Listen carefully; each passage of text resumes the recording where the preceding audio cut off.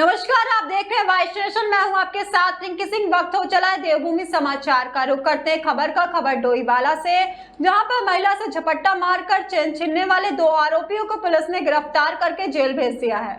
बीते रोज पुलिस को कीर्ति नगर टिहरी निवासी हुकुम सिंह राणा ने तहरीर देते हुए बताया कि उनकी पत्नी रेखा राणा के साथ जॉली ग्रांट अस्पताल के पास सीढ़ियों पर बैठे हुए 2 अभियुक्तों द्वारा जो बाइक पर पीछा कर रहे थे। एक अभियुक्त द्वारा वादी के गले से सोने की चैन को झपट्टा मारकर छीन ली और फरार हो गए। पीड़ित की ओर से मिली शिकायत पर पुलिस ने तुरंत कार्रवाई करते हुए मामले में सीसीटीवी फुटेज को खंगाला, जिसमें एक अभियुक्त द्वारा महिला के गले से चेन छीनकर भागते हुए की घटना सीसीटीवी कैमरे में कैद हो गई। पुलिस ने खुफिया तंत्र को सक्रिय करते हुए दोनों अभियुक्तों को कुछ देर में ही पकड़ लिया। पकड़े गए अभियुक्तों में सनी उर्फ राहुल अरोड़ा निवासी दिल्ली तथा दूसरा अभियुक्त अंकित राठी निवासी गाजियाबाद को गिरफ्तार कर पुलिस ने जेल भेज दिया। हाँ, कल शाम को करीब 4 बजे के आसपास में जॉलीग्रांट तिराहे के पास से 2 युवकों के द्वारा एक महिला की चेन ली गई थी। इस संबंध में पुलिस द्वारा तत्काल कार्रवाई की गई और अभियोग पंजीकृत किया गया। दौरान विवेचना सीसीटीवी के फुटेज से 2 अज्ञात अभियुक्त सामने आए, जो एक बाइक से आए थे। उनकी शिनाख्त करते हुए पुलिस द्वारा उन्हें देर रात्रि में गिरफ्तार कर लिया गया है।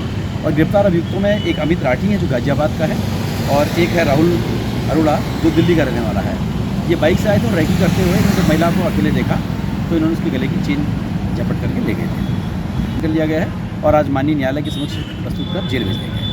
बढ़ते हैं अगली खबर की ओर। अगली खबर काशीपुर से, जहां पर महिला से चेन और पर्स छीनकर भागने वाले 3 सगे भाइयों को पुलिस ने गिरफ्तार किया है। बीती 8 जून को वैशाली कॉलोनी निवासी शीला देवी बाजार का काम निपटाकर अपने घर जा रही थी। इस दौरान रोडवेज के पास खड़े 3 युवकों ने उसके गले से चैन लूट ली और हाथ से पर्स छीनकर फरार हो गए। घटना की सूचना भुक्तभोगी के पुत्र विनीत कुमार ने आईटीआई थाने को दी।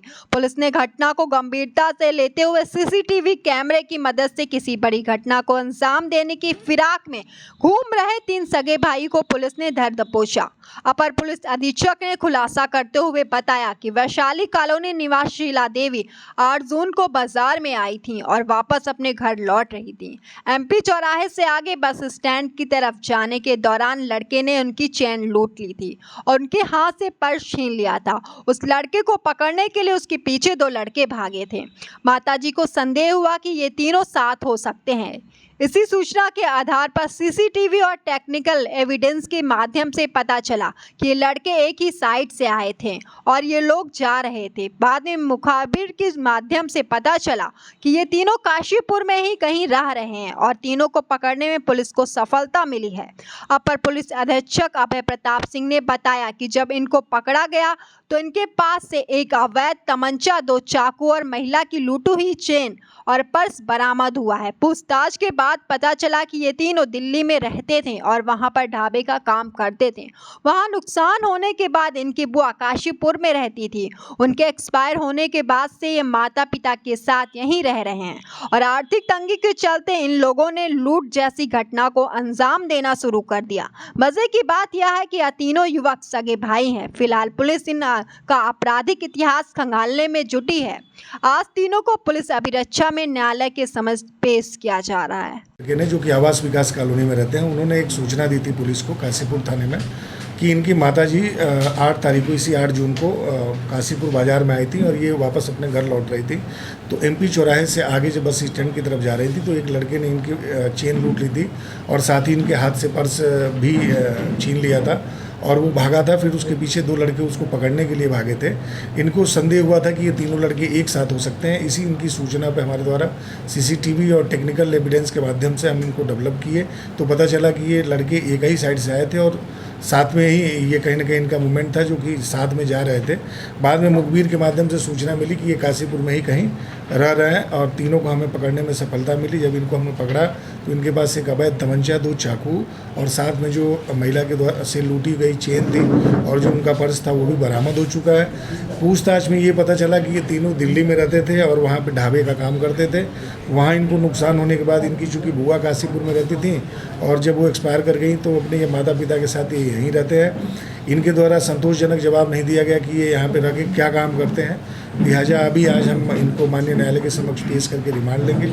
उसके बाद से अन्य जो पूछताछ होगी वो पुलिस कस्टडी रिमांड लेने के बाद हम इनकी पूछताछ करेंगे। इनका कोई आपराधिक इतिहास? अभी इनके आपराधिक इतिहास की हमें जानकारी नहीं मिल पाई है, क्योंकि इन्होंने जैसा बताया कि ये दिल्ली में भी काम करते थे ढाबे का और इनका गाजियाबाद नोएडा में भी मूवमेंट था, तो उसको हम बढ़ते अगली खबर की ओर। अगली खबर सितारगंज से, जहां पर वार्ड नंबर 11 में हाजी सगीर अहमद के स्कूल में एक आवश्यक बैठक आयोजित की गई, जिसमें 50 से अधिक गणमान्य लोग उपस्थित रहे। सितारगंज के वार्ड नंबर 11 हाजी सगीर अहमद के स्कूल में हुई एक आवश्यक बैठक, जिसमें मुख्य रूप से उपस्थित रहे सरदार देवेंद्र सिंह एवं सर्वधर्म सेवा समिति के अध्यक्ष सरदार जगीर सिंह। बैठक में उपस्थित रहे स्कूल के टीचर, प्रिंसिपल, 50 से भी ज्यादा गणमान्य व्यक्ति। तो वहीं उपस्थित सरदार देवेंद्र सिंह ने बताया, भारतवासियों से मिलकर बड़ा ही अच्छा लग रहा है। हाजी सगीर अहमद से प्रभावित होकर सरदार देवेंद्र सिंह ने उनके स्कूल के लिए 51,000 की धनराशि भेंट की और कहा कि यह धनराशि हमारी तरफ से स्कूल में आने वाले बच्चों की व्यवस्था के लिए है, जिससे स्कूल सुचारू रूप से चल सके। साथ ही बताया कि हम चाहते हैं गरीब एवं निर्धन व्यक्ति की जितनी भी मदद हो सके उतनी हर किसी को करनी चाहिए और हम भी ज़्यादा से ज़्यादा मदद करने के लिए हमेशा तैयार रहते हैं। हाजी सगीर अहमद ने अपने समर्थकों के साथ सरदार देवेंद्र सिंह एवं सरदार जागीर सिंह को सरोपा भेंट कर सम्मानित किया।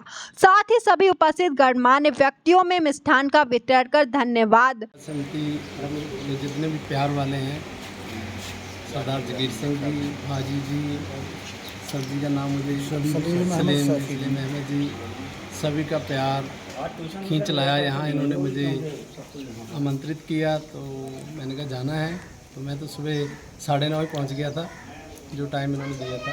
तो संदेश तो मैं क्या देने वाला हूँ, मैं तो इनसे मैं सीख के जा रहा हूँ कुछ, और ये प्यार मैं वहाँ लेके जाऊँगा बाहर, और वहाँ भी मैं गुलदस्ता ऐसे ही इकट्ठा करूँगा भी वहाँ भी लोग इस गुलदस्ते में अपने मोती में पुरोने की कोशिश करूँगा भी सभी एक प्यार से रहें। और ज़िंदगी जिंदाबाद तो आपको पता 5 साल से रुद्रपुर में चल रही हैं, उन्होंने बहुत अच्छे काम किए हैं। कल वो हमने उनको बुलाया था, कल हमने वृक्षारोपण भी किया हरदासपुर में, तो लोगों का बहुत मन खुश हुआ कि ये हर गांव में पेड़ भी लगने चाहिए। धन्यवाद। बढ़ते अगली खबर की ओर। अगली खबर डोईवाला से, हिंदू लड़की का धर्म परिवर्तन कराने वाले विशेष समुदाय के परिवार पर कार्रवाई की मांग को लेकर हिंदूवादी संगठनों ने पुलिस अधिकारियों से मुलाकात की है। डोईवाला में 2 दिन पहले आए लव जिहाद और हिंदू लड़की का धर्म परिवर्तन कराने की कोशिश के मामले में डोईवाला पुलिस ने बड़ी कार्रवाई करते हुए जहां आरोपी युवक अरमान अंसारी को गिरफ्तार कर जेल भेज दिया था, तो वहीं इस मामले के अन्य आरोपी खिलाफ जांच शुरू कर दी है। लेकिन आज हिंदूवादी संगठनों ने डोईवाला कोतवाली पहुंचकर पुलिस क्षेत्र अधिकारी अनिल शर्मा और प्रभारी निरीक्षक राजेश शाह से मुलाकात कर लव जिहाद को बढ़ावा देने के साथ ही लव जिहाद के आरोपी अरमान अंसारी के परिवार पर कार्रवाई की मांग कर पुलिस अधिकारियों से की मुलाकात। हिंदूवादी संगठनों के कार्यकर्ताओं ने कहा कि देवभूमि धर्मांतरण की घटनाएं बढ़ रही हैं और लव जिहाद के मामले भी बढ़ रहे हैं, जिसे हिंदूवादी संगठन अब बर्दाश्त नहीं करेंगे। वहीं पुलिस अधिकारियों ने हिंदूवादी संगठनों को उचित कार्रवाई का भरोसा दिया है। इस चीज़ को नहीं रोकता है तो हम उग्र रूप से प्रशासन को, सरकार को चेतावनी देना चाहते हैं। मैं विशेष तौर पे राज्य सरकार को बोलना चाहता हूं कि अगर आपने जिस प्रकार से हम लोगों पे रोक लगाया, इस प्रकार से रोक ना लगाएं, और अगर इसे हमें परेशान करेंगे इस प्रकार से तो हम फिर बाध्य हो जाएंगे आपके खिलाफ सड़कों पर उतरने के लिए। कार्रवाई की थी, जो आरोपी था उसको गिरफ्तार करके जेल भेज दिया, लेकिन जो उसके सहायक थे जैसे उसकी माँ, बुआ जो भी थी, उनको अभी तक गिरफ्तार नहीं किया। इसी कारण हम कोतवाली में आए थे, सीओ साहब से बात हुई तो सीओ साहब ने कहा है शीघ्र इस पर जांच चल रही है, शीघ्र ही उनकी गिरफ्तारी हो जाएगी। फिलहाल अभी की खबरों में इतना ही। तमाम देश दुनिया की खबरों से रूबरू होने के लिए देखते रहिए वाइज नेशन। अभी दीजिए इजाजत, नमस्कार।